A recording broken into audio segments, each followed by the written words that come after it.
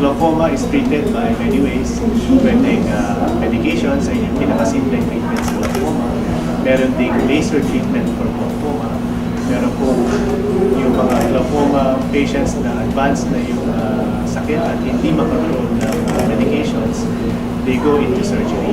Basically, ang ginagawa ng surgery sa glaucoma, pinabababa yung pressure ng mga again, yung stress natin dito, yung paningin ng mga tao na may glaucoma, kahit ma-opera sa glaucoma, paningin nila, pareho pa rin. Pareho pa rin ang paningin nila.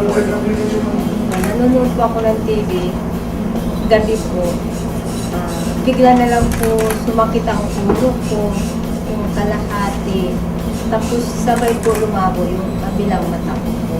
Doon ko po nalaman na may sakit po ako ng ulo. Signs and symptoms, una, more than 50% of patients with glaucoma walang nararamdaman. Dahilan dito, yung glaucoma, bagal ito, magdebelo, at usually naapektuhan yung side vision o yung peripheral vision. Kaya usually pag napansin nilang malabo na yung paningin nila, late na at advanced na yung glaucoma. Merong ilang mga glaucoma na maraming sintomas, tulad ng mananakit ng mata, masakit ng ulo, pamumula ng mata. Itong mga classic glaucoma ito, tinatawag na atrophy glaucoma, mas madali silang ma-diagnose kasi marami silang sintomas. Glaucoma po,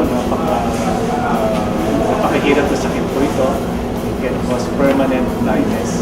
Kaya makinig po tayo sa mga lalabas ng mga informasyon na itong World Glaucoma Week para maiwasan po natin yung pagkabulag sa glaucoma.